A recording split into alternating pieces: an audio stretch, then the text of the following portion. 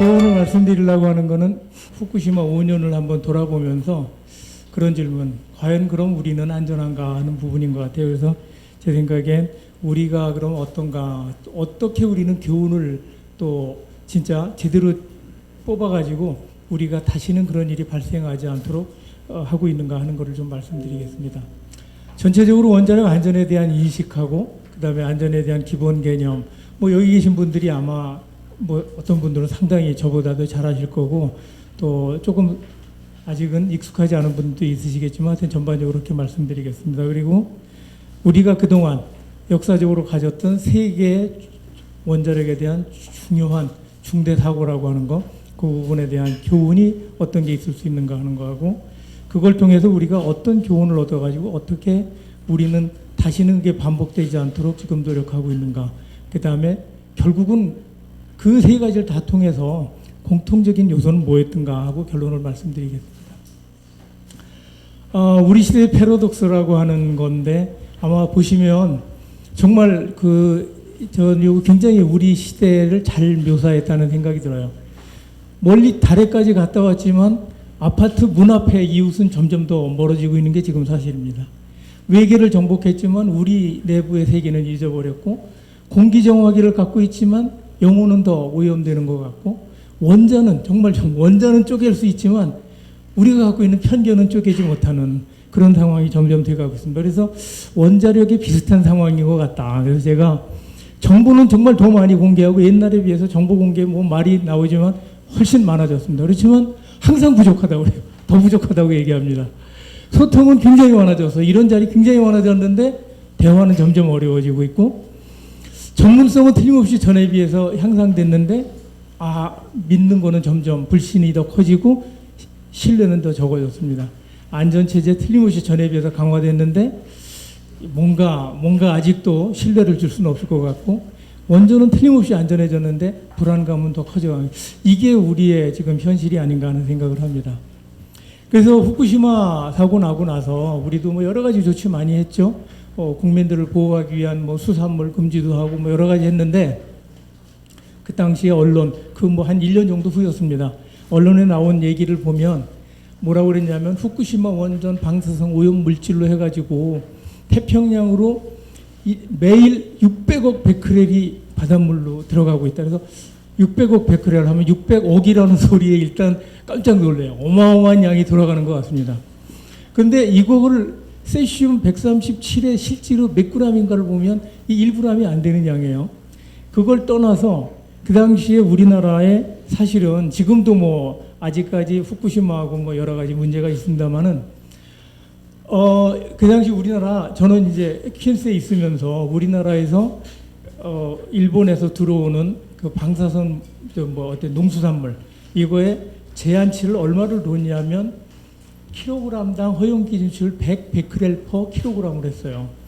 자 그러면 어류든지 농산물이든지 100 베크렐 퍼 킬로그램을 전 그래서 날마다 한번 먹어보자. 도대체 어떻게 되는지. 그리고 날마다 먹는다고 생각을 하고 해보면 1년 내내 먹었을 때 그거로 인한 피폭량이 얼마가 되냐면 0.511mSib입니다.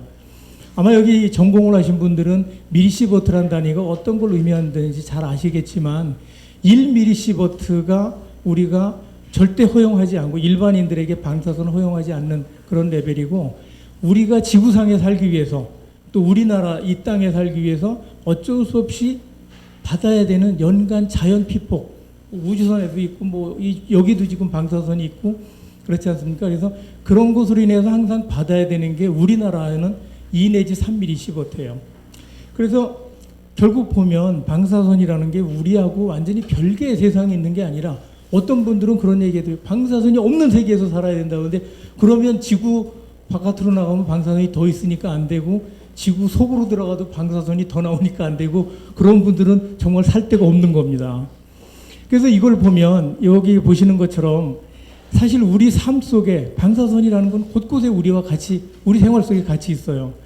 뭐 자연 방사선 우주선으로부터 오는 거 우리 지구가 인간이 살 수 있는 거는 여기에 절묘하게 태양으로부터는 태양 우주 방사선 이거를 차폐해주는 이 공기층이 있고 또 하나 북극과 남극에 이 소위 말해서 자기권이 형성이 돼가지고 이것이 외부로부터 우주에서 들어오는 방사선을 대부분 다 차단을 해주고 있어요.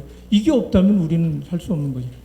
그런데 그럼에도 불구하고 뚝 들어오는 것들이 있고 땅에서 나오는 게 있으니까 조금씩은 다 맞습니다. 그래서 후쿠시마 사고 일어나고 난 다음에 굉장히 많이 고민들을 하니까 IAEA에 있는 제 친구 하나가 이걸 보내왔어요. 이걸 가지고 한번 자기가 공들여서 만들었는데 이걸 가지고 많은 사람들한테 한번 설명을 해줘라. 근데 이거 글씨가 좀 작아서 사실 더 확대할 수 없어서 그렇습니다만 여기 보면 옆 사람하고 아무리 내가 사랑스러운 뭐 아내, 가족이라 하더라도 옆 사람하고 같이 하룻밤을 자도 여기에 아주 적은 방사선에 피폭이 됩니다. 왜냐하면 우리 스스로가 방사선을 내고 있는, 그렇고 그 다음에 바나나 하나를 먹어도 방사선을 흡수를 하게 돼요. 결국은 이래저래 해서 보면 뭐 하나 우리가 한다고 할 때 보면 우리는 작든 크든 간에 방사선과 함께 살아가고 있습니다. 우리가 치료, 뭐 병원에서 암 치료, 뭐 치과 진단 이런 걸 떠나서라도 우리는 방사선이라는 것과 함께 살고 있어요. 그래서 방사선이 제로인 세상은 없다. 그걸 먼저 좀 말씀드리고, 대부분의 방사선 그럼 어디서 오는 거냐? 실은 보면 이건 미국에서 보고서에서 나온 건데 대부분은 보면 우리가 조금씩 뭐 진단에서 들어오고 음식에서 들어오고 옆 사람하고도 그러고 많이 있지만 실은 50% 이상이 라돈이라는 거에서 우리가 방사선 피폭을 받습니다. 그래서 50% 이상 라돈에서 나오는 거를 우리나라는 어떤가 해서 우리도 킨스에서 그때 한번 전국 단위를 한번 조사를 했어요. 지역 단위로 상당히 차이가 있습니다. 그래서 지하 같은 데는 조금 더 나오고 또 토지, 땅 지반이 방사선 물질이 조금 더 있는 곳은 더 나오고 그래가지고 차이가 꽤 있었지만 어쨌든 전체적으로 천연 방사선을 볼 때 대부분 50% 우리가 일반적으로 받고 있는 것에 대부분은 이 라돈이라는 것에 기인한다. 그거는 저희가 별로 피할 수가 없는 거다 하는 걸 말씀드립니다. 그래서 이런 방사선을 결국은 우리도 모든 인간도 마찬가지 진화를 하듯이 처음부터 원자력 발전소가 완벽하지 절대 않았습니다. 처음에는 이런 개념이 굉장히 희박했어요. 방사선에 의한 위험성은 인지를 했지만 이 부분에 대한 설계는 이 정도만 하면 되겠지 했다가 한 방 얻어맞고 또 그럼 이 정도만 하면 되겠지 했다가 또 한 방 얻어맞고 그러면서 발전을 해왔습니다. 그게 전 인간인 것 같아요. 그래서 보면 원전 개발이 뭐 60년대, 50년대 말부터 해갖고 60년대 막 시작을 하면서 한참 하다가 TMI 확 한번 꺾였죠.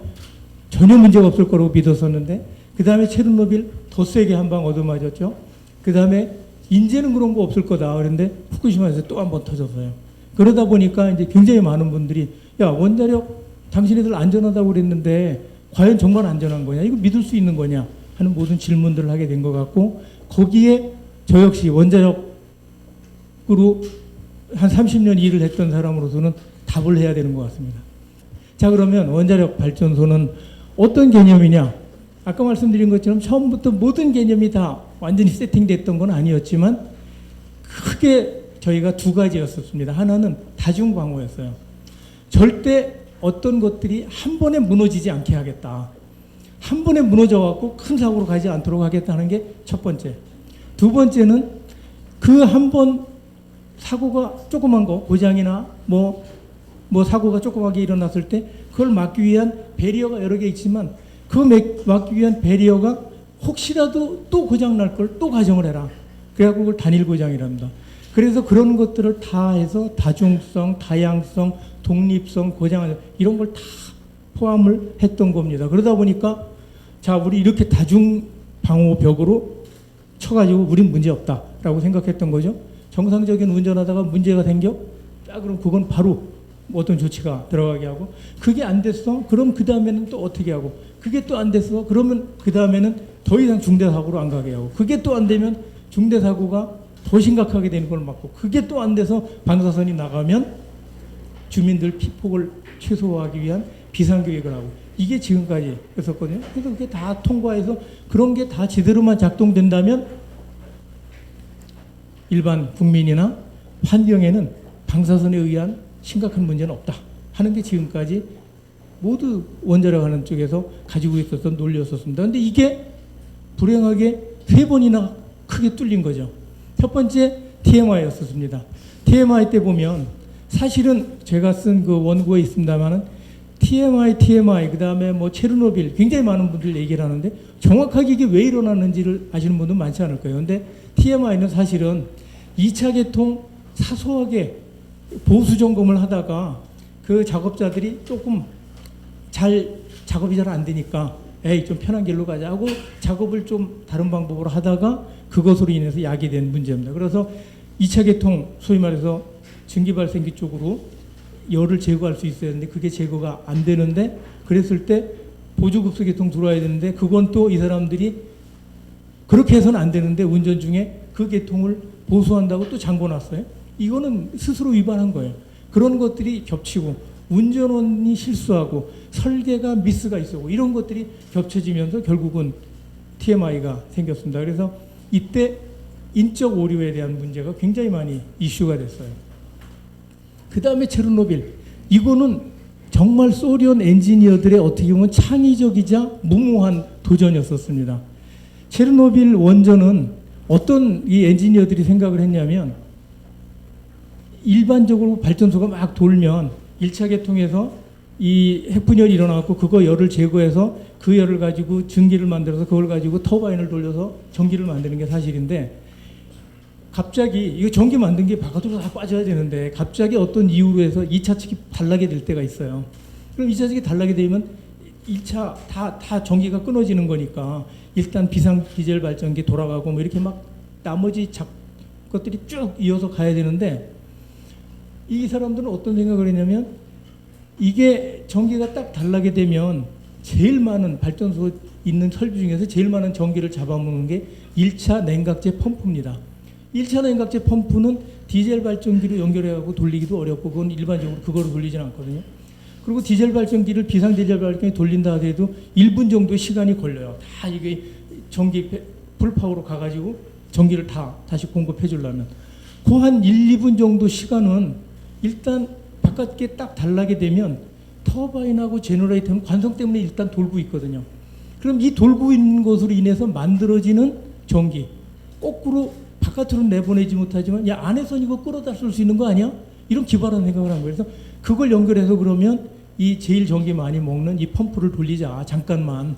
그러면 그 기간 동안에 돌리고 그 다음엔 디젤 발전기가 또 백업하게 하면 되는 거 아니야? 이 테스트를 한 거예요. 근데 문제는 이 테스트 아이디어까지는 굉장히 좋았는데 굉장히 어려운 테스트예요. 실질적으로는. 왜냐하면 이걸 하려면 2차 측의 터바인 제너레이터는 풀파워로 돌아야 돼. 맥시멈으로 돌고 있고 1차 측의 원자로 쪽은 출력이 굉장히 낮아야 돼요.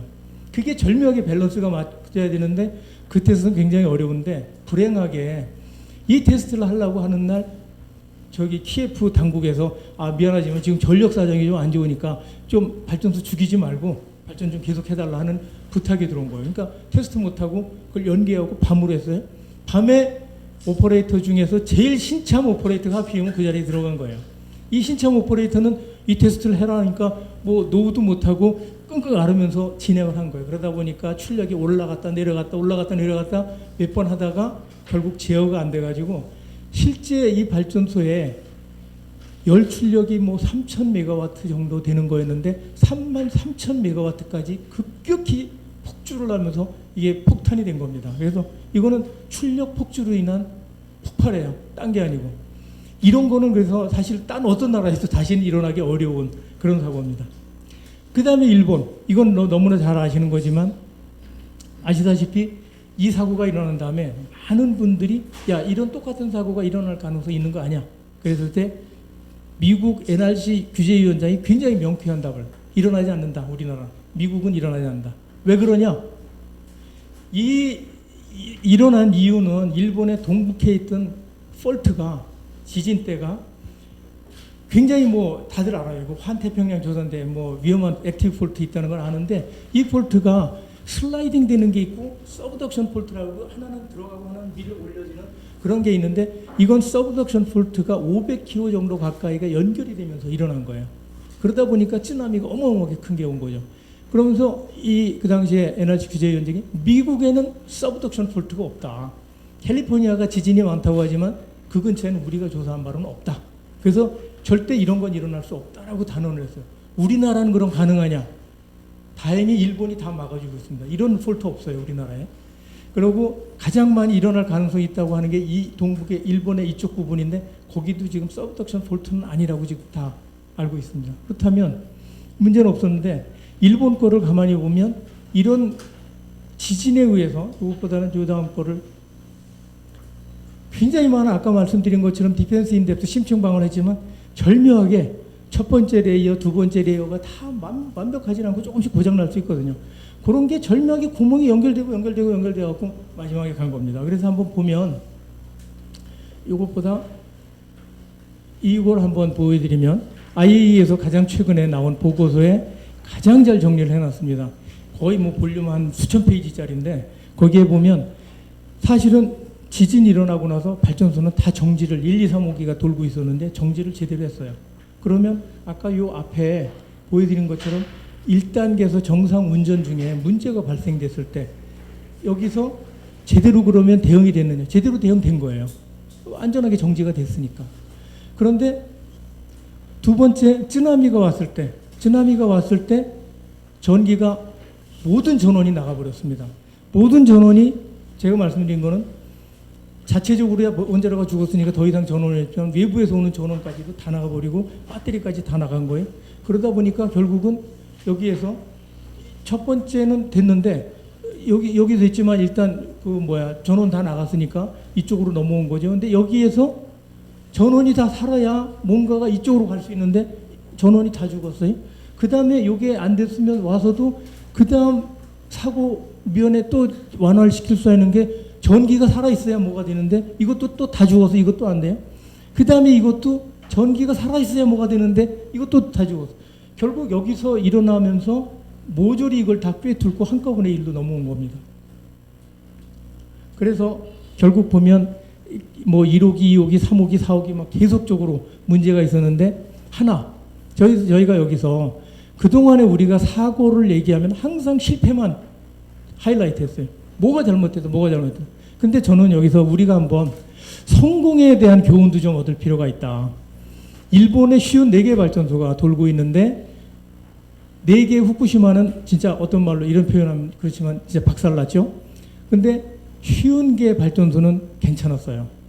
그 중에 후쿠시마하고 연결돼 있는 후쿠시마에 있는 1, 2, 3, 4, 5기는 진짜 다 망가지고 난리가 났지만 5, 6호기는 정상적으로 정지하고 노심에 아무 문제가 없었어요. 그 이유가 뭐냐? 5호기, 6호기에 지금 제가 기억하기에는 5호기였는지 6호기였는지 좀 헷갈리는데 6호기였던 것 같아요. 거기에 비상 디젤 발전기가 똑같이 다 있는데 비상 디젤 발전기가 1, 2, 3, 4기에 비해서 좀 높이 하나 있었고 그거는 물로 냉각시키는 게 아니라 공기로 냉각시키는 바람에 이거 하나가 유일하게 살아남은 거예요. 그래갖고 이게 5호기, 6호기에 전기 공급을 필수 전기 공급을 해주는 바람에 급한 노심 냉각이 가능해서 이건 문제가 없었어요. 그래서 저는 그렇다면 어떤 이런 어려운 순간에도 똑똑한 놈 하나만 살아있으면 발전소는 안전하게 갈 수 있다 하는 교훈을 얻을 수 있다는 겁니다. 결국은 보면 얼마 전에 우리나라에 굉장히 뉴스에 초점이 됐던 게 이세돌과 알파고의 대결 아니었습니까? 근데 이거 있은 다음에 많은 사람들이 야 그러면 아예 이거 모든 거를 알파고 이런 AI 지능을 통해서 다 이게 결정하게 하고 사람은 액션만 하면 되는 거 아니야? 이렇게까지 얘기됐었습니다. 근데 이거 뉴스가 있은 다음에 에코노미스트에서 이런 걸 적어놨어요. 거기 기사가 있는데 알파고가 못하는 거 아무리 AI가 뛰어나더라도 그게 못하는 게 뭐냐면 여기 있는 것처럼 트랜스퍼 러닝이다. 하나로부터 배워가지고 다른 것에 적용하는 거 이거는 아직까진 AI고 뭐고 간에 그거는 우리가 프로그램 로직을 해주고 그게 트레이닝을 시켜주고 해야 가는 거지 스스로 할 수 있는 게 아니다. 그래서 그게 사람이 할 수 있는 거다. 전 그게 그래서 사람이 중요하다고 생각합니다.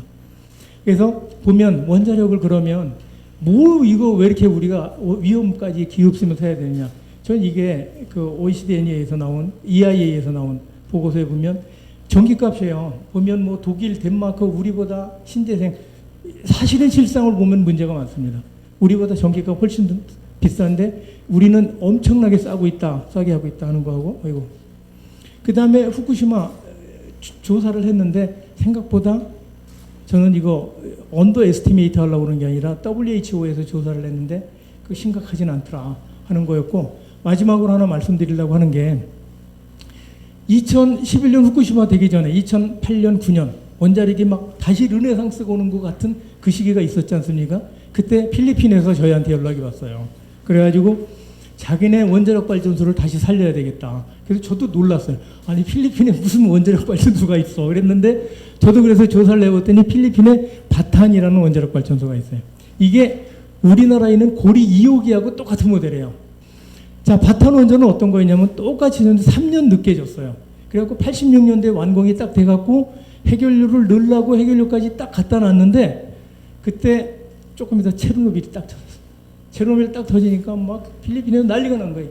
이렇게 위험한 발전소를 우리가 어떻게 돌리냐. 안 된다. 그래갖고 못 돌렸어요. 해결료를 3년을 끌고 시기를 기다렸는데 결국은 해결료를 장전을 못했습니다. 그래서 그걸 반납을 했어요. 미국으로 도로. 그랬는데 2008년 됐는데 보니까 그다음에 아까 말씀 원자력이 르네상스처럼 막 그러니까 필리핀에서 볼 때 야 이거 우리도 하나 깡통이지만 지어놓긴 멀쩡하게 다 지어놨는데 야, 이거 살려야 되지 않아?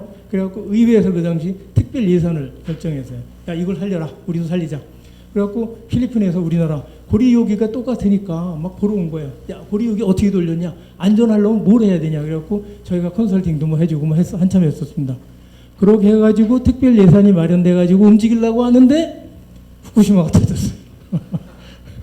그래갖고 그 다음에 어떻게 됐냐 물어봤더니 제가 그 기사에 쓴 것처럼 지금은 이 바탄 원자력 발전소가 아니죠. 뭐 지금 원자력하고는 아무 관계없는 그냥 건물이죠. 이제 이런 거.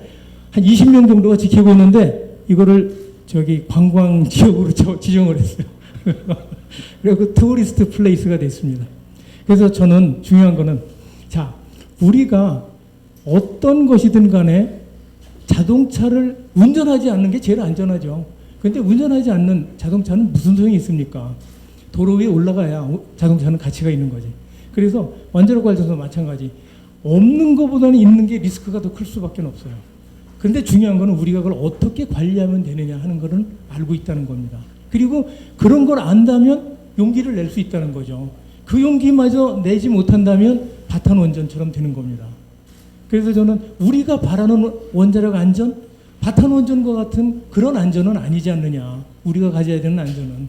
그래서 마지막으로 그래서 지금까지 옛날에는 우리가 여러 가지 개념 가지고 원자력 발전소 뭐 설계한 거 그것만 가지고 얘기했지만 그거 갖고 안 되고 지금 중대 사고에 대한 것도 굉장히 많이 이제 집어넣고 있어요. 그래서 거기에다가 사람의 문제 이게 합쳐져 가지고 결국은 모두가 공감하는 안전 그런 쪽으로 가야만 원자력이 살 수 있고 저는 우리가 앞으로 간다면 결국은 그런 쪽이 돼야 되지 않나 하는 생각을 합니다. 예, 감사합니다.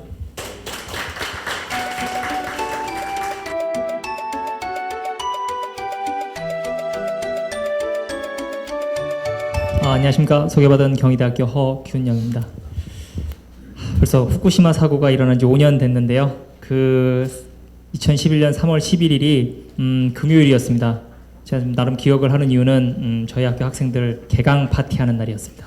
예, 드리고 싶은 말씀은 뭐 유인물에 준해가지고 말씀을 드리고자 합니다. 처음에 서두에 박윤원 박사님께서 하셨던 그런 주제에 뭐 이어지는 선상이라고 생각이 되는데요. 저도 이 관련 분야에 있다 보니까 이제 방사선 문제, 원자력 안전 문제 늘 질문도 받고 제 스스로도 답이 돼야지 그 업계에서 활동을 할 수 있다고 생각가지고 좀 관심을 많이 갖는 편이다라고 생각을 하는데요. 쓴 것처럼 몇 가지 일련의 뭐 논리 구조가 생기는 것 같습니다. 박 원장님 말씀하셨던 것처럼 방사선은 원래 있다. 그 다음에 방사선은 인위적으로 만들어내는 것도 역시 있다. 그리고 그런 인위적으로 만들어내는 방사선을 우리가 뭐 필요에 의해서든지 혹은 자의가 아닌 타의에서든지 여전히 받고 있는 것은 사실이다. 라는 그런 점이 있겠고요. 그 다음에 3번에 가보시면은 원전을 옹호하는 쪽은 바로 그 사람이 만든 방사선 양이 뭐 어느 정도 낮은 수준이면은 쓸만하지 않겠냐는 이런 의미인 것 같고요. 좀 반대하는 쪽에서는 그럼에도 불구하고 난 수용하고 싶지 않다. 이미 자연에서 받을 만큼 받았고 더 이상 받는 거는 나는 싫다 이런 쪽이 이제 그 반대하는 쪽의 의견인 것 같습니다. 근데 그 와중에 과연 이러한 걸 가르는 그 기준이 어디 있을까 여러 가지 뭐 이유가 있겠지만요. 제가 내린 결론 중에 하나는 바로 원자력 발전소를 대신할 수 있는 대체제가 있다라고 생각을 하는 겁니다. 대신 다른 걸 쓸 수가 있는데 왜 굳이 방사선 나오는 걸 그거를 쓰려고 이렇게 노력을 하나. 이거 일부 사람들이 자기네 이득을 위해서 여러 사람들의 이제 민폐를 끼치고 있는 거 아니냐라는 그런 결론일 것 같습니다. 예컨대 뭐 이거 어떤 좀 기술적 사실 여부를 떠나서 의료용 엑스레이나 CT 같은 것들은 많이들 찍으시는데요. 이게 없어져야 된다라고 얘기하시는 분 제 주변에서 본 적이 없습니다. 뿐만 아니라 지금 이제 큰 대형 원자로 이외에 그 의료용 물질을 생산하는 소형 원자로도 있는데요. 의료용 원자로 같은 경우는 그렇게 반대가 심한 것 같지는 않습니다. 왜 그런 반대가 좀 덜 심하세요? 여쭤보면은 그건 작으니까 그러세요. 작으면 그럼 발전소도 작게 여러 개 지면 되나요? 뭐 그런 뜻은 아닐 거라요.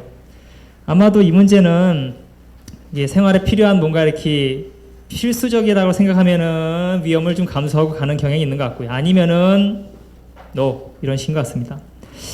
자, 그런데 이러한 일련의 그 논리 구조 속에서 과연 원전이 뭐 안전하냐 안 안전하냐 이런 문제를 언급하기 앞서서 원전이 필요하냐 안 필요하냐 없이도 살 수 있느냐 그 문제를 미리 좀 따져봤으면 좋겠다라는 걸 미리 화두로 던집니다. 근데 원전이 필요하냐 여부에 대해서도 너무 큰 테마고 해서요. 오늘은 또 후쿠시마 또 5주년 이거 돼서 안전에 초점을 맞춰야 하니까 이 부분은 조금 뭐 개인적으로 생각하실 여지를 남겨놓고 저는 넘어가도록 하겠습니다.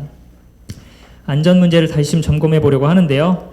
그 정상적으로 운전하는 원자력 발전소에 대해서는 저는 뭐 두말라이 할 것 없이 찬성이라고 생각을 합니다. 뭐 어떤 이유를 보든지 간에 현재 좀 비용이 적게 드는 건 맞는 것 같고요. 그 다음에 정상적으로 도는 발전소도 방사선이 삐져나오는 건 사실입니다. 그렇지만 이 정도는 수용할 수 있지 않겠냐라고 생각을 합니다. 그래서 이 부분에 대해서는 좀 뭐 부연 설명이 있지만 시간 관계상 좀 넘어가도록 하고요. 사고가 나는 상황은 어떻겠느냐라고 말씀을 드릴 수가 있는데요. 저도 마찬가지로 걱정이 됩니다. 저는 뭐 수도권 사니까 뭐 사실 원자력 발전소 문제에 대해서 사고 문제에 대해서 뭐 느끼고 살지 않을까 싶긴 한데요. 아무래도 지역에 계시는 분들은 많이 다르실 것 같아요. 그 이제 사고 시에 이제 전제가 약간 이상한데 그럼 원자력 발전소 사고 나도 괜찮아요? 라는 전제는 좀 이상한데요. 아까 박 원장님 말씀하셨던 것처럼 공학적인 어떤 설계를 할 때 많이 노력은 하지만 100% 사고를 그 막을 수는 없다라는 생각이 듭니다. 뭐 그래 왔고 앞으로도 그럴 거고요. 지금 뭐 후쿠시마 후속 조치로 발전소를 여러 개 둘러싸는 그런 걸 했었지만 뭐 불행히도 사고가 날 수 있는 여지는 있지 않을까 싶습니다. 이 시점에서 위험을 감수하면서 진취적인 한 발을 내딛는 게 좋을지 아니면은 미지의 재해를 막기 위해서 우리가 도전을 한 발 뒤로 밀어야지 되는지 어떤 게 좋을지는 그거는 뭐 가치관의 문제고 해서 여기 계신 분들이 중지를 모아주시는 게 낫지 않을까 싶습니다. 후쿠시마 사고 핵심은 설명 들으신 것처럼 자연재해가 동시다발적으로 일어났다고 이렇게 말씀드릴 수가 있겠네요. 과학자들이 이런 것들을 뭐 몰랐던 건 아니지만 그렇게 일어날 가능성은 무척 작기 때문에 좀 이런 일이 벌어질 때까지 시설을 대비하는 건 좀 과하지 않느냐라고선 생각을 했다는 보고서 글귀를 읽은 기억이 있는데요. 이 입장을 뭐 약간 변호하자면은 그 공학자들 입장에서 같은 돈 정해진 재원을 가지고선 뭔가를 만들어야 된다고 하면은 가능성이 큰 거에 대해서 투자를 더 하는 게 당연히 맞는 일일 것 같습니다. 저는 이거 자체는 잘못된 것 같지는 않습니다. 근데 그럼에도 불구하고 후쿠시마 사고에 대해서는 근본적인 원인이 있었다고 여러 보고서에서 지적을 하고 있는데요. 이러한 여러 가지 지적된 기술적인 문제 이외에도 의사결정이라는 이런 부분에 대해서 한번 짚고 넘어가 보고 싶습니다. 그 사고 초기에 제가 그 학생들이랑 개강총회 때 메뉴도 기억을 합니다. 그때 감자탕 먹으면서 이거 어떡하냐 있었는데 바로 그 시점에 발전소를 잘 아는 전문가들이 좀 신속하게 모여서 지식을 좀 총동원하고 발전소 복구를 위한 조금 좀 더 최선의 결정을 내렸다면은 지금과 같이 심각해지는 결과는 보이지 않았을 것 같은데요. 지금 이제 지나서 보면 원자력 유관기관끼리 내부 사이에서도 그 다음에 외부의 비상 대응 전문 조직 모든 부분들이 좀 정보와 좀 고립돼 있고 그 책임지는 모습이 좀 부족치 않았나라는 생각이 들었습니다. 다행히 당시 비상대피는 잘 이루어져서 방사선으로 인한 직접적인 사망자가 없는 것은 다행이지만 여전히 그 여파로 인해서 그 피해를 입은 분들이 많은 것도 사실이고요. 이런 상황에서 우리가 많은 걸 배워야 된다는 생각이 듭니다. 원자력 발전소는 안전해야 할 뿐만 아니라 안심해야 된다는 말씀도 드리고 싶은데요. 그 이유는 안심을 하지 않으면 여러분들 아시는 것처럼 무척 대규모의 사회적 비용이 들어간다는 겁니다. 저는 되게 아깝습니다. 왜 아깝냐면은 그 돈 가지고 다른 데 쓰면은 우리나라 좀 더 나아질 텐데 정작 돈 쓸 때는 못 쓰고 돈 안 써도 될 때 좀 들어가지 않나라는 생각을 가끔 합니다. 그 뒤에서 잠깐 한 말씀 더 드리고요. 지금 우리나라 원전은 그러면 안전하냐 하는 문제로 다시 좀 돌아가서요. 그 100% 안전을 상정할 수 없는 저의 입장에서 우리 곁에 놓고 사용할 만큼 가치가 있느냐라는 질문으로 조금 고쳐서 하고 싶습니다. 저는 약간 좀 직접적인 표현은 아니지만 종사자가 안심하는 순간이 바로 위험한 때인 것 같고요. 그런 때가 어떤 때인지 계속 고민해 봐야 될 것 같고요. 그 최근에 원자력 분야 인력들이 좀 실력이 낮아지는 거 아니냐, 공급은 충분하냐, 그런 것도 좀 있고요. 그 업계에 종사하시는 분들이 자부심이 충분히 있느냐, 이런 문제, 발전소를 정말 뭐라고 표현해야 되나, 되게 책임감 있게 운영하시는 그런 어떤 책임의식 같은 거, 이런 것들이 전보다 좀 적어지지 않았냐, 이런 거 좀 있고요. 그 다음에 요즘에 그 사이버 보안 이런 것 때문에 기관 간 정보 공유나 이런 것들이 위축되어 보입니다. 최근에 이거를 보완할 수 있는 법안이 제출되어 있기는 하지만요. 그 독립성 물론 중요한데요. 독립성 이전에 서로 말을 좀 들어보고 협업하는 그런 분위기도 좀 지금보다는 개선의 여지가 있지 않을까 싶습니다.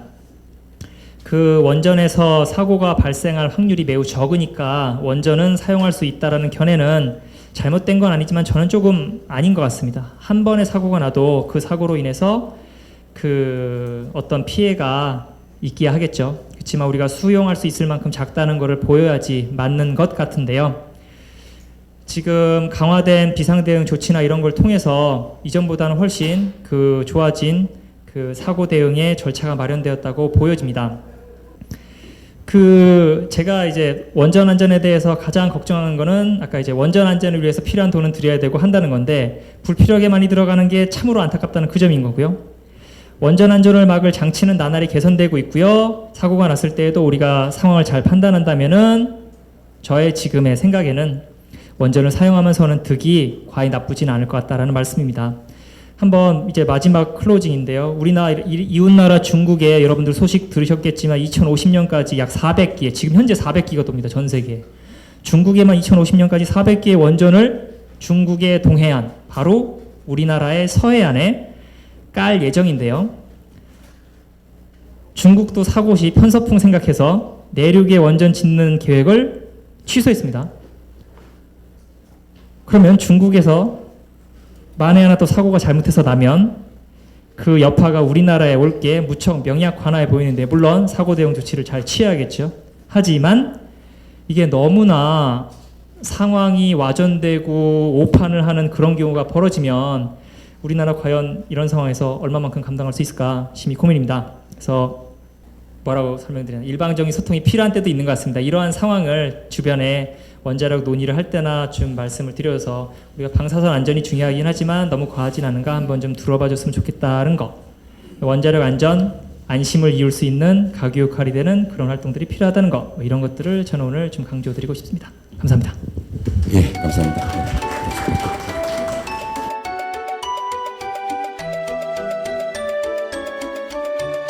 안녕하세요. KDI 국제정책대학원 이태준입니다. 우리가 삶을 살아가는 여러 가지 경로들 또는 단면들을 보면 결국에 다 이게 선택하고 결정하고 또는 판단하고 이런 행위들로 이어져 있는 하나의 스토리인 것 같아요. 원자력계가 지금 겪고 있는 하나의 현주소도 저는 이런 인식의 문제, 판단의 문제, 선택의 문제가 아닌가. 사실 안전하다라고 얘기해도요, 안 믿으면 그만이죠. 그리고 아무리 안전하지 않아도요, 내가 안전하다고 믿으면 안전한 겁니다. 답이 없어요. 그럼 제가 마치 불가지론자처럼 보여서 이거 연구자나 교수나 학자는 뭔가 이게 아주 명백하고 분명하게 얘기를 줘야 되는 직업인데 제가 요즘 연구실 바깥으로 나오기가 참 두렵습니다. 이럴 정도로 우리가 살고 있는 사회 현상 그리고 현재 우리가 지내고 있는 여러 가지 사회의 단면들이 이게 답이에요. 이게 우리가 가져야 될 유일한 대안이에요. 이렇게 주장하기도 어렵고 받아들여지지도 않는 그런 시대에 봉착한 것 같습니다. 제가 KDI 국제정책대학원에서 주로 이거 정책 커뮤니케이션, 주로 경제, 금융 분야, 에너지 분야 또는 식품, 의약품 관련된 분야로 정부가 얼마나 시민들과 소비자와 잘 소통하는지에 대해서 이제 연구도 하고 강의도 합니다. 어려워요. 판단하기가. 사실 잘 되고 있는 사례보다는 어려운 사례가 사실 더 많은데 그래도 낙관적인 생각을 늘 하고 있습니다. 나아지고 있거든요. 예전보다는 확실히 많이 나아지고 있어요. 근데 문제는 뭐냐? 우리 국민들이 계속 기대 수준이 올라가요. 저는 오늘 이 원자력 안전 문제는 인식과 판단의 문제로 좀 봤으면 좋겠고요. 여기서 국민들의 공통분모, 인식의 판단의 중거점이 이렇게 수렴되는 꼭지점을 찾지 못하면 이 얘기는 아무리 과학자분들이 열심히 말씀하셔도 또 누가 이 부분에 대해서 확신을 갖고 얘기해도 계속 분기되는 생각이 수렴되지 않는 어느 한 부분으로 모아지지 않는 주제가 되지 않을까 싶습니다. 소셜 빅데이터 분석을 했었는데요. 이 후쿠시마를 통해서 회자됐던 버즈량이 사실 원전 비리 사고를 통해서 발생됐던 버즈량보다 한 3분의 1밖에 안 돼요.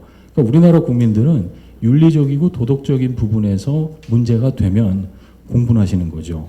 못 견디시는 거예요. 좋은 민족성입니다. 이런 부분에 있어서 원자력계는요, 안전하다라는 메시지 이전에 자기 자정 노력이 훨씬 더 강하게 표출되어야 됩니다.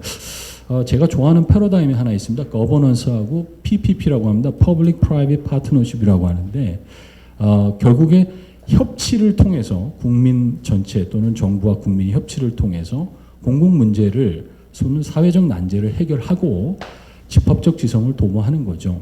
이와 함께 정부가 모든 일을 이젠 다 할 수가 없습니다. 그럴 정도로 정부가 뛰어나지도 않고요, 이제. 그리고 그 정도로 신속하고 민감하게 반응하지도 못합니다. 어떻게 보면 여러분들이 이제 키를 쥐고 계신 거예요. 여러분들이 솔루션 메이커이자 창조적인 문제 해결자로서 나와 주셔야 되는 거죠. 필요하다면 정부를 가르쳐 주십시오. 필요하다면 국회를 가르쳐 주십시오. 필요하다면 여러분들이 앞장서서 원자력이 안전하게 공론화될 수 있는 또는 인식이 될 수 있는 그런 플랫폼을 만들어 주셨으면 좋겠습니다. 이에 한 두 가지만 주문 드리고 싶습니다. 첫 번째는 투명한 소통입니다. 저는 투명한 소통이 제 연구의 가장 중요한 띠이에요. 전 이것 빼면 아무것도 없어요. 그래서 많이 묻습니다. 투명한 소통이 뭐냐. 그래서 제가 지난 1년 동안 이론적으로 한번 잘 프레임워킹을 한번 해봤어요. 첫 번째는요. 투명하게 소통하려면 충분한 정보가 서로 공유가 되어야 됩니다. 정보적 비대칭성 문제를 해결해야 돼요. 원자력계가 과연 원자력을 좋아하지 않는 국민들과 원자력에 대해서 정보를 충분히 공유하고 있는가? 연구실에 있는 정보, 고급화된 정보는 교수님 한 분만 갖고 계시진 않은가? 나눠주셨으면 좋겠어요. 데이터를 잘 공유 안 하죠. 왜냐하면 데이터는 힘입니다. 근데 원자력에 대해서 투명성 있는 인식, 믿을 만한 인식, 가치 있는 인식을 생성시키기 위해서는 정보가 국민들에게 많이 투명하게, 충분하게 제공됐으면 좋겠습니다. 두 번째는 참여입니다. 결과적으로 이 참여적 거버넌스를 통해서 서로 소통하지 않으면 흥미 위주의 소통이 될 수도 있고 또는 일시적인 소통이 될 수가 있죠. 세 번째는 결과에 대해서 투명하게 명확하게 서로 공유가 되어야 됩니다. 원자력계가 원자력 관련된 정책이나 과학기술 산업이나 여러 가지 일들을 했을 때 잘했는지 못했는지 그냥 드러내십시오. 못한 거는 드러내기 어려울 거예요. 왜냐하면 모든 일이 잘한 거는 좀 표출하고 싶지만 못한 거는 감추고 싶어 하는데 어쩌면 과감하게 드러놓는 작업도 필요합니다. 핀란드가 이런 부분들에 있어서 잘하고 있어요. 핀란드는 원자력 의존도가 굉장히 높은 나라인데 잘하는 것과 못하는 것에서 투명하게 제공하는 정보의 질이 굉장히 높은 나라로 소개되고 있습니다. 마지막은 은폐하고 있다라는 인식을 이제 주면 안 되겠죠. 이거를 시크릿이라고 하는데 투명한 소통을 하기 위해서 원자력계가 안전하다는 인식을 도모하기 위해 이게 뭔가 은폐하고 있구나, 뭔가를 숙이고 있구나 이런 분위기를 만들지 않았으면 좋겠습니다. 두 번째는 신뢰도 높은 소통을 해야 되는데 한 5가지 정도 세부 전략이 있을 것 같아요. 첫 번째는 신속하게 반응할 것, 어떤 시민단체라든가 소비자단체라든가 또는 일반적인 학생분들이 원자력 안전에 대해서 굉장히 궁금하거나 모호한 생각이 들 때 빨리 그거를 해결해 줄 수 있는 대응력, 우리나라는 좀 한 템포 죽이죠, 그렇죠? 뭔가 빨리 하면 뭔가 문제가 생긴 것 같아요. 그만큼 시나리오를 다양하게 준비해서 어떠한 상황에도 신속하게 반응할 수 있는 정보와 지식이 갖추어져야겠다라는 생각이 들고요. 그리고 청렴해야 되는 문제, 공정해야 되는 문제 이런 것도 굉장히 중요한 것 같아요. 그래서 저는 항상 실력과 함께 윤리성이 수반되지 않으면 앞으로 이 오픈되어 있는 소사이티에서는 장기적으로 그러니까 지속 가능한 형태의 소통과 관계는 어렵다라고 말씀을 드리고 싶습니다. 마지막은 이제 공개성인데요. 필요한 정보, 중요한 정보를 사회에 있는 구성원들과 같이 공유할 수 있는 그런 플랫폼들이 좀 ICT 베이스로 많이 활성화됐으면 좋겠습니다. 저는 삶의 질에 기여할 수 있는 에너지로서 원자력이 할 수 있는 일이 아주 많다고 봐요. 근데 우리 일반 국민들은 바빠요. 바쁘고 그리고 생계 유지하시기도 힘듭니다. 그리고 어쩌면 이런 결정들을 국회에다 맡겼고요, 다. 그리고 정부에 있는 공무원분들이 잘 해주시겠지 하고 기대하고 있을 상황인 것 같아요. 국민분들도 이제 이런 부분들에 있어서 보다 적극적으로 목소리를 내고 지성을 키워야 될 그런 책임도 있다고 봅니다. 무조건 맡기는 게 다가 아니고 이런 삶의 질의 문제, 그리고 생존의 문제, 그리고 경쟁력의 문제에 있어서 고도의 지성을 만들 수 있는 그런 사회적, 문화적 풍토가 갖추어졌으면 좋겠습니다. 저는 여기서 토론을 마치겠습니다. 예.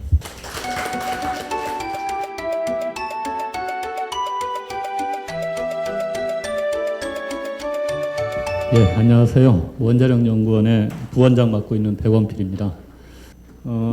앞에서 말씀하신 분들 얘기 다 잘 들었습니다. 근데 저는 이제 좀 원자력 전문가이기 때문에 기본으로 돌아가서 몇 가지를 살펴보겠습니다. 후쿠시마 사고는 뭐 여러 가지 특성이 있지만 그 중요한 특징으로 보면 일단 그 극한 자연재해에서 비롯됐던 사고다. 최초의 중대 사고다. 그리고 여러 호기에서 동시에 중대 사고가 발생해가지고 적어도 안정화되기까지 몇 개월이 걸렸다. 이제 많은 양의 방사성 물질들이 방출돼서 토양과 해양을 광범위하게 오염시켰다 하는 세 가지 특징이 있겠습니다.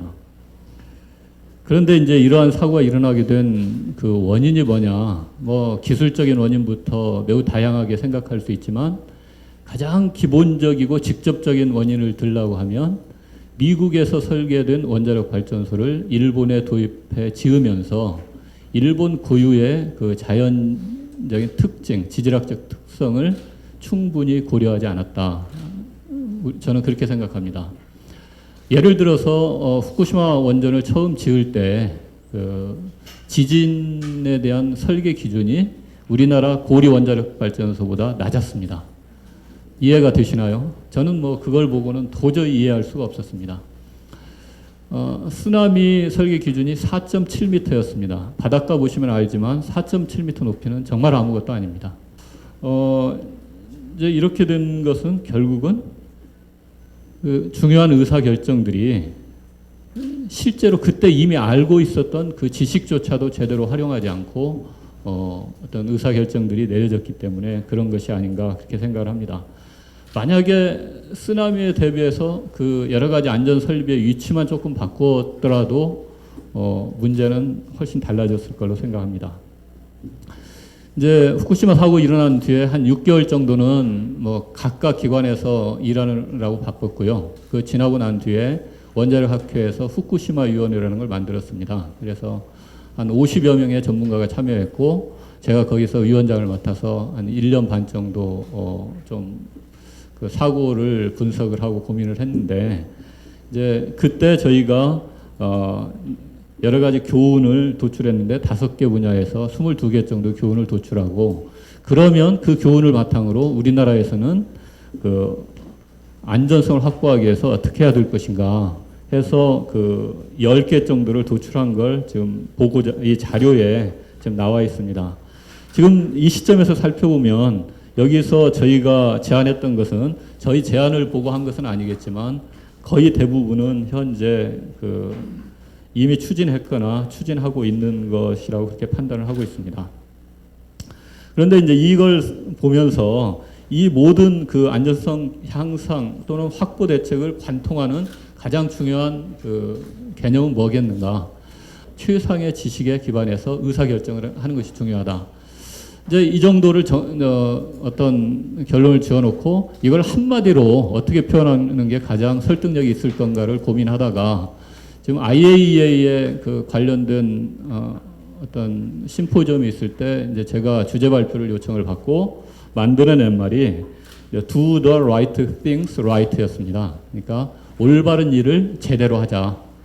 그러니까 무슨 일을 해야 될 건가를 일단 잘 찾는 게 중요하고요. 잘 찾은 일을 제대로 하는 게 중요합니다. 일본 후쿠시마 사고에서는 예를 들어서 미국에서 하는 일을 일본에서 한 일이 많은데 그게 제대로 안 했기 때문에 이거 제대로 작동하겠지 믿고 있었던 것이 엉뚱하게 문제를 일으켜서 더 혼란을 많이 가져왔던 적이 있습니다. 올바른 일을 제대로 하는 데 있어서는 현 시점에서 얻을 수 있는 최상의 과학기술적인 지식, 그 다음에 자원, 그 다음에 인간의 지혜를 최대한 활용하고 또 그 과정에서는 이해 당사자들 간에도 충분한 커뮤니케이션이 필요하다 하는 걸 한 장으로 표현을 해봤습니다. 이제 제가 그 주최 측으로부터 요청받은 것은 특히 안전 연구 또 정책에 대해서 좀 말씀을 해주십시오 하고 요청을 받았는데요. 원자력 안전 연구는 원자력 시설의 안전성을 평가하고 검증하고 또 고장이나 사고에 효과적으로 대처하고 궁극적으로는 원자력의 안전성을 향상시키기 위한 연구 활동이라고 생각합니다. 우리나라에서 원자력 안전 연구는 그 미래창조과학부, 원자력안전위원회, 그 다음에 산업통상자원부 이 세 개 정부 부처에서 모두 이행을 하고 있습니다. 미래창조과학부 안전연구에서는 저희 원자력연구원이 이제 핵심적인 역할을 하고 있고 원자력 안전위원회에서 안전연구에는 그 원자력 안전기술원 킨스에서 중요한 역할을 하고 있고 산업통상자원부 안전연구는 산업체 주도로 많이 수용됩니다. 그래서 각각의 프로그램을 가지고 연구를 수행하면서 또 이 연구들이 이렇게 완전히 고립되지 않고 가능한 한 서로 연계 지으면서 비교적 잘 진행되고 있습니다. 이 부분은 일본과 아주 다른 점입니다. 후쿠시마 사고는 안전 연구에도 상당한 그 영향을 미쳤고요. 이제 그 후쿠시마 사고 이후에 어떻게 하면 그러한 중대 사고가 일어나지 않을 것인가? 기존에 설계에 고려했던 사고를 초과해서 어떤 사태가 일어나더라도 중대 사고에 가지 않을 건가? 그리고 중대 사고가 가면 어떻게 이걸 잘 관리할 것인가에 중심을 둬서 많은 연구가 수행되고 있고 상당한 성과를 거두고 있다고 생각합니다. 이미 한번 다루어졌지만요. 제가 쭉 지금까지 한 5년 동안 살펴본 바에 의하면 후쿠시마 사고가 국민들을 많이 불안하게 했지만 원자력이 그렇게 큰 타격을 받지 않았습니다. 우리나라에서. 정말로 원전 비리가 모든 것을 망친 겁니다. 그래서 후쿠시마 사고도 중요하지만 그 원전 비리가 국민한테 어떤 영향을 줬는가를 깊게 생각하면서 모든 대책이 세워져야 된다고 생각합니다. 지금 우리나라도 원자력 안전하다고 주장하는 것도 중요하지만 그보다 더 중요한 것은 실제로 안전하게 만드는 것입니다. 안전하게 만들어서 우리나라에서 그러한 일이 일어나지 않도록 하는 거죠. 이 자리에서 원자력계 우호적인 입장에 가지신 분들이 원자력 전문가들의 말을 믿고 국민들에게 원자력 안전하다고 했는데 사고가 일어나면 어떻게 되겠습니까? 그런 일이 절대로 없어야 되고요. 원자력 안전은 하드웨어만으로 이루어지지 않습니다. 그 하드웨어가 있다면 그것이 제대로 기능할 수 있도록 소프트웨어적인 다양한 그 측면의 보강이 필요하고 특히 충분한 수의 전문성을 지니고 헌신하는 인력이 원자력계에서 일할 수 있는 그런 환경이 만들어져야 됩니다. 지금 우리나라 원자력계는 밖에 나가면 적어도 글로벌 리더의 하나로 인정을 받습니다. 그런데 제가 볼 때는 아직도 불안한 점이 많습니다.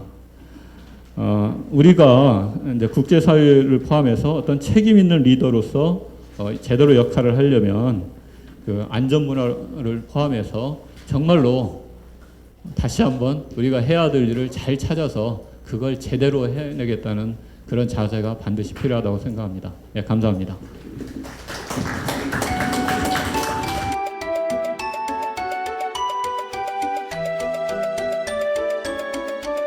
네, 안녕하세요. 서울대학교 원자력공학과의 김웅수입니다. 일단 제가 원자력 분야에서 일을 하고 학생들을 가르치다 보니까 주위에서 원자력이 정말로 안전합니까라는 질문을 많이 받습니다. 이런 질문을 받을 때마다 사실 대답하기가 어렵다는 생각을 많이 합니다. 그게 이제 원자력이 안전하지 않기 때문에 그런 대답을 하기 어려운 게 아니라 사람들마다 저마다 가지고 있는 원전 안전에 대한 정의가 좀 다르기 때문에 그런 것 같습니다. 최근 수업 시간에 학생들한테 제가 감기와 에볼라 중에서 어떤 게 더 위험한지에 대해서 질문을 한 적이 있었습니다. 그래서 원자력을 전공한 사람들이면 이 물어보는 질문의 의도를 파악하고 아마 감기라고 대답을 했을 것 같습니다. 통계적으로 봐도 감기나 독감으로 죽을 확률이 에볼라에 걸려서 죽을 확률보다 훨씬 크기 때문입니다. 하지만 일반 사람들한테 물어본다면 아마 에볼라라고 대답할 가능성이 높을 것 같습니다. 그 이유는 아마 치사율이 높기 때문이겠죠. 안타깝게도 수업 시간에 학생들의 대답은 원자력 전공자들보다는 일반인들 쪽에 가까웠던 것 같습니다. 이런 안전에 대한 인식의 차이는 원자력계와 일반인들 사이에 항상 크게 존재를 해왔고요. 이러한 차이가 서로 대화를 시작하고 이해를 하는 데 있어서 어려운 점이 아닐까 싶습니다. 한일은 원자력 분야에서 안전성을 얘기할 때는 원자력으로 인해서 받는 이제 손해나 피해 같은 것들을 종합적으로 고려해서 안전성을 평가하고 얘기를 하게 됩니다. 이 과정에서 개인의 차이나 그에 대한 고려는 줄어들 수밖에 없습니다. 특히 사람은 이익보다는 손실에 좀 더 민감하게 반응을 한다고 합니다. 그래서 사람들은 그동안의 경험을 가지고 원자력 발전소에서 사고가 나면 비록 거리가 멀다고 하더라도 본인들한테 직접적으로 영향이 올 수 있다는 것을 느끼고 있습니다. 그래서 전체 손익을 얘기하는 원자력계와 또 개개인의 위험에 대해서 중요도를 더 많이 주게 되는 일반인들 사이에는 서로 아마 공감할 수 있는 안전에 대한 정의와 인식이 있어야 제대로 된 대화를 할 수 있지 않을까 싶습니다. 특히 후쿠시마 사고와 원전 비리 사건들 이후에 원자력에 대한 신뢰가 무너져서 이런 대화를 나누는 게 좀 더 어려워진 것 같습니다. 그래서 원자력 분야의 신뢰 회복이 결국에는 무엇보다 중요하다고 생각을 하고 있습니다. 그래서 다시 처음으로 돌아가서 이제 원자력이 안전하냐는 질문을 받으면 저는 보통 이런 식으로 대답을 합니다. 아마 살다가 돌아가실 때 원자력 때문에 돌아가실 가능성은 아마 감기나 독감으로 돌아가실 가능성보다 훨씬 적을 거고 이게 이제 사실일 겁니다. 하지만 이게 사실이라고 해도 아마 원자력에 대한 불안감이 아마 없어지지는 않을 텐데요. 기술적인 측면에서 보면 과거에 비해 많은 발전이 있었습니다. 원전 초기 보수적인 설계에 기반해서 안전성을 확보하려고 했던 것을 TMI 체르노빌, 후쿠시마 사고를 거치면서 인간의 실수와 영향을 고려하고 다양한 상황에서 고유 안전성을 확보하며 자연재해 및 중대 사고도 효과적으로 대처할 수 있는 원자력을 개발하고 있습니다. 20년 전만 해도 우리는 핸드폰이 뭔지도 모르는 시대에 살았지만 현재는 스마트폰을 쓰는 것이 너무나도 당연한 시대입니다. 원자력 발전소의 역사는 이미 50년이 넘고요. 원자력 안전도 그동안 그만큼의 발전은 있었다고 생각을 하고 있습니다. 하지만 가동 중 원전에 대해서는 후쿠시마 사고 이전에 고려하지 못했던 위험성에 대해서 충분한 연구와 대처가 장기적으로 이루어져야 할 것으로 보고 있습니다. 제도적인 측면에서 보면 제도는 갈수록 강화되고 있고 규제는 점점 더 심해지고 있습니다. 앞으로도 이런 방향은 유지될 것이기 때문에 어쨌든 원자력은 안전한 방향으로 제도화되고 규제될 것으로 생각하고 있습니다. 사실 제가 가장 걱정하는 부분은 사람입니다. 결국 원자력은 사람에 의해서 안전성이 확보되고 관리되기 때문입니다. 원자력 안전을 위해서 수많은 우수한 인력들이 필요합니다. 또한 개개인의 직업에 대한 자부심과 신념이 바탕이 되어야 합니다. 하지만 최근의 사고나 사건들로 인해서 원자력계의 사기는 많이 떨어져 있으며 신뢰도 또한 많이 떨어져 있습니다. 또한 일부는 원자력 종사자들을 잠재적인 범죄자로 생각하기도 합니다. 이런 분위기가 계속된다면 장기적으로 봤을 때는 좋은 인력들을 양성하고 유지하기 점점 더 어려워질 것으로 보이기도 합니다. 결국 원자력 안전을 위해서는 원자력계의 이미지와 신뢰를 회복하는 것이 무엇보다 중요하지 않을까 생각합니다. 기술, 제도, 사람 모두 결국 완벽할 수는 없습니다. 또한 그것을 기대해서도 안 됩니다. 하지만 기술의 부족한 점은 제도와 사람이, 제도의 부족한 점은 기술과 사람이, 그리고 사람의 부족한 점은 기술과 제도가 충분히 보완할 수 있다고 생각합니다. 제 생각에는 대한민국 원자력은 지금 어느 때보다 안전할 것 같습니다. 우수한 기술을 확보하고 있고 많은 운전 경험을 쌓았으며 후쿠시마 사고 이후 안전에 대해서 충분히 긴장도 하고 있고 겸손함을 가지고 있습니다. 또한 잃어버린 국민의 신뢰를 얻기 위해서 많은 노력을 기울이고 있는 중입니다. 하지만 원자력의 안전은 결국 결과론적으로 평가를 받게 될 것입니다. 지금까지 아무리 잘했다 하더라도 한 번이라도 큰 사고가 나고 여기에 대해서 제대로 대처하지 못한다면 원자력은 결국 안전하지 않은 것으로 평가를 받게 될 것입니다. 따라서 원자력이 안전하지 않을지에 대한 답은 지금 정해져 있는 것이 아니라 앞으로 우리가 노력해서 증명해야 될 부분들이 아닐까 생각을 하고 있습니다. 제가 준비한 내용은 여기까지입니다. 감사합니다.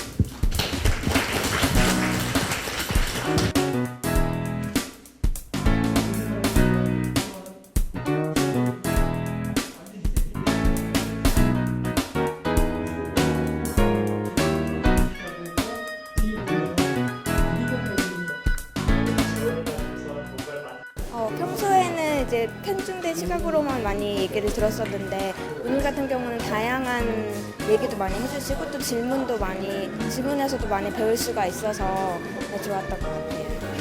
아무래도 중국 원전에 대한 사람들 관심이 크다는 것도 다시 한번 느끼게 됐고요. 일단 후쿠시마 사고에 대해서 저는 그간 이제 일본에서 어떤 인사적으로 문제가 많았다 생각했었는데 그것보다 오히려 매뉴얼적으로 대비가 잘 돼 있었고 또한 그런 것들이 우리나라의 원자력 안전에 있어서 굉장히 많이 반영이 되고 있다는 거에 대해서 많이 알게 되었습니다. 아무래도 후쿠시마 원전으로부터 우리가 얻을 수 있는 교훈은 원전을 폐기하는 게 아니고 그 원자력 발전을 더 안전하게 하는 것, 이게 제일 기억에 남는 것 같아요.